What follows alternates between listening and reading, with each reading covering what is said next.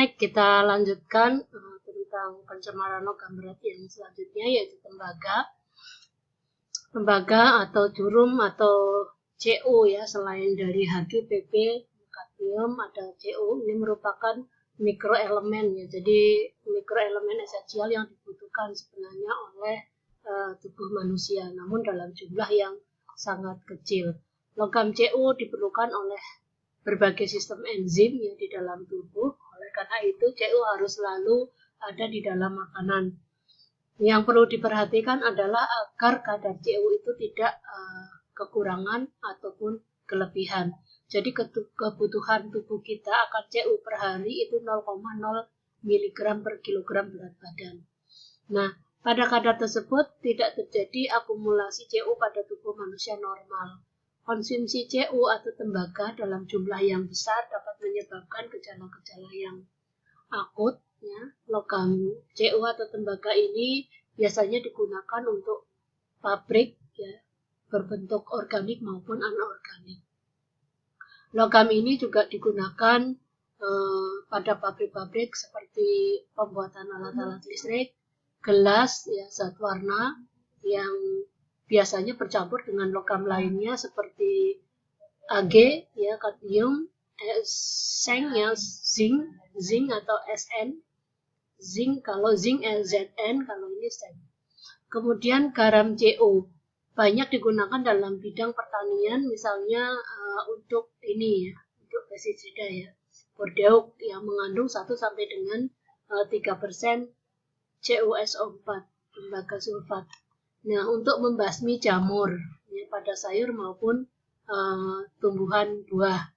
Senyawa tembaga sulfat ini juga sering digunakan untuk membasmi siput ya, sebagai inang dari parasit cacing, juga untuk mengobati penyakit kuku domba ya, kuku pada domba.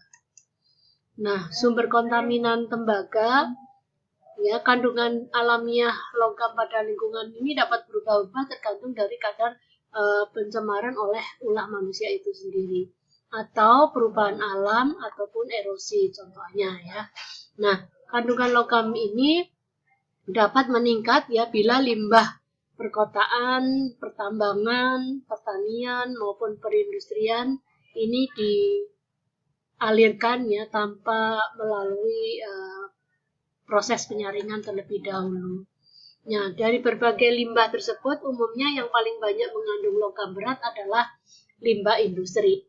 Hal ini disebabkan karena senyawa atau unsur logam berat ini dimanfaatkan ya sebagai bahan baku maupun sebagai katalisator. Ya.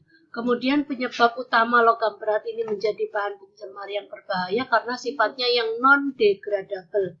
Jadi tidak mudah degradable ya, sehingga organisme yang ada ini tidak hancur ya di dalam tubuh organisme yang dicemari oleh tembaga tadi. Nah, akibatnya logam-logam ini terakumulasi sama dengan air raksa ya atau Hg ya, baik itu ke lingkungan maupun hewan yang mengkonsumsi ya atau makhluk hidup, kemudian mengendap di dasar perairan ya, kalau ini di perairan membentuk senyawa kompleks bersama bahan organik maupun anorganik dan kemudian diabsorpsi dan dikombinasi oleh makhluk hidup lainnya.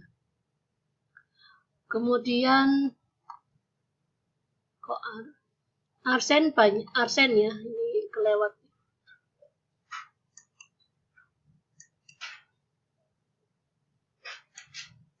Kemudian arsen ini banyak ditemukan di dalam air tanah ya. Ya, ini sambungan tadi ya, ini tentang arsen. Kemudian arsen juga terdapat dalam dua bentuk ya, tereduksi ya, berbentuk dalam kondisi anaerobik ya, yang sering disebut dengan arsenit ya. Kemudian kalau Hg itu anorganik ya, biasanya untuk logam dan garam Hg ya, terdapat di udara dan deposit oleh mineral dari area industri. Logam Hg yang ada di dalam air maupun tanah berasal dari baik deposit dari alam ya, buangan limbah yang dari peti ataupun aktivitas dari vulkanik ya. Nah, logam Hg juga dapat bersenyawa dengan karbon membentuk senyawa Hg organik. Hg atau merkuri organik yang paling umum disebut metil merkuri. Ya, biasanya dihasilkan oleh bakteri yang ada di air maupun tanah. Bila bakteri itu kemudian termakan oleh ikan, cenderung memiliki konsentrasi merkuri yang tinggi.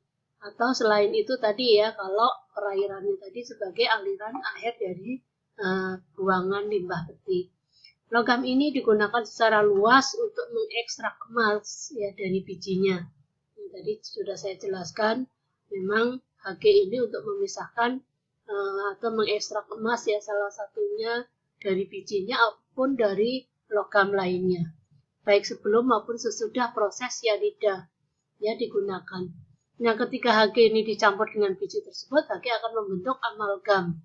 Ini juga amalgam ini dulu dipakai untuk tambal gigi dengan emas atau perak. Untuk mendapatkan emas dan perak, maka amalgam tersebut harus dibakar untuk menguapkan merkurinya sehingga sisanya tinggal emas.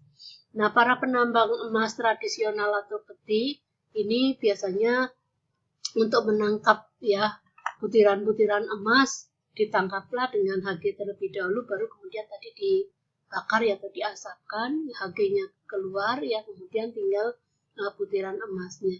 Endapan Hg ini disaring ya menggunakan kain untuk mendapatkan sisa emas.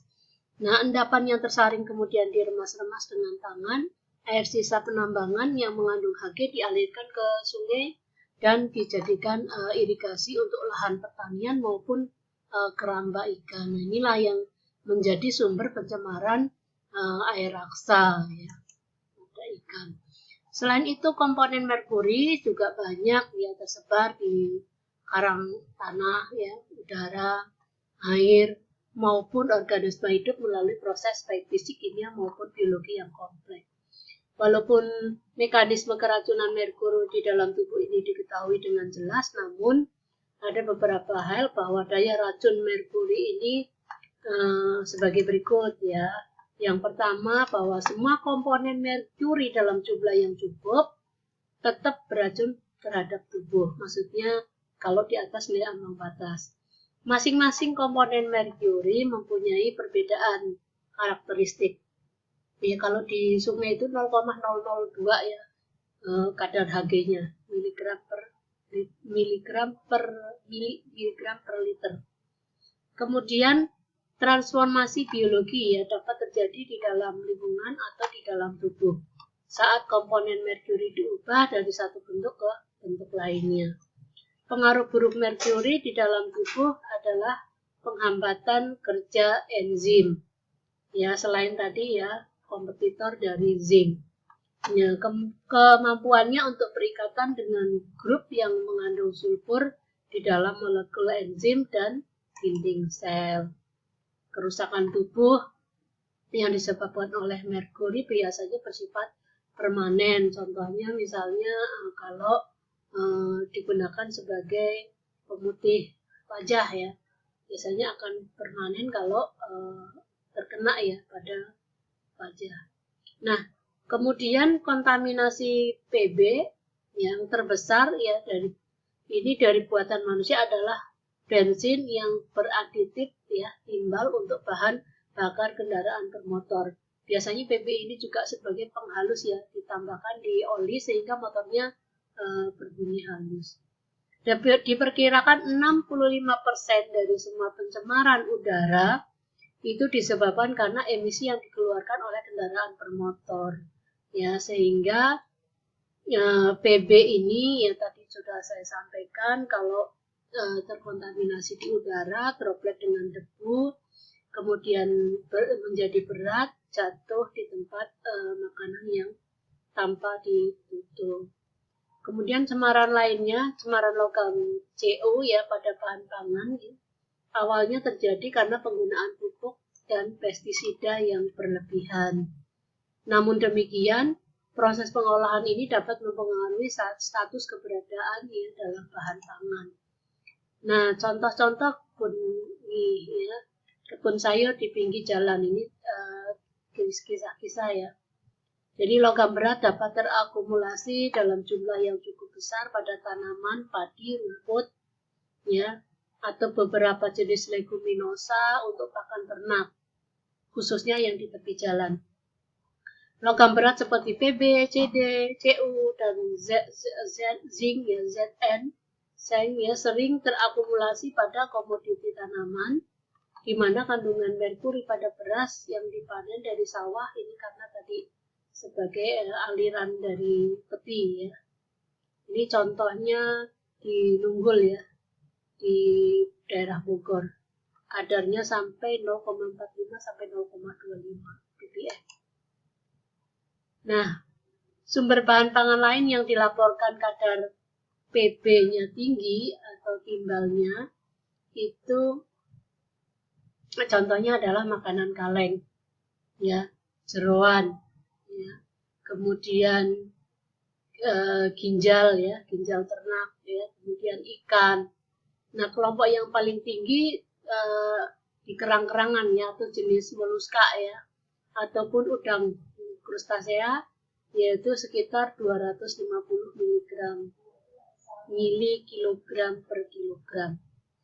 Jenis bahan pangan lain yang mengandung kontaminan timbal ya, cukup tinggi adalah sayuran yang ditanam di tepi jalan. Bahkan kandungannya rata-rata 28,78 ppm. Kemudian cemaran Pb, ya, cemaran tembaga, kalau Pb itu timbal, kalau tembaga Cu ya, terdapat pada sayuran dan buah-buahan yang disemprot dengan pestisida secara berlebihan.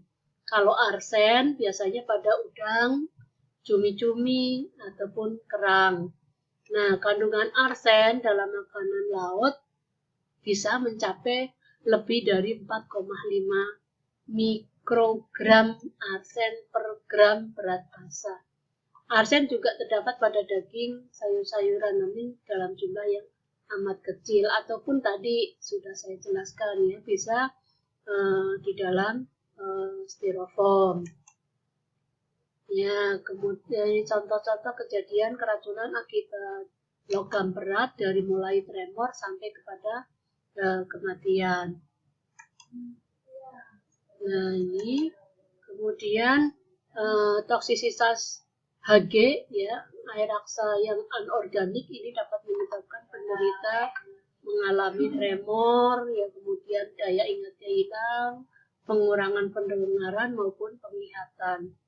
Senyawa merkuri organik yang paling populer adalah tadi juga sudah saya sampaikan adalah metil merkuri, berpotensi menyebabkan toksisitas pada SSP ya, sistem saraf pusat.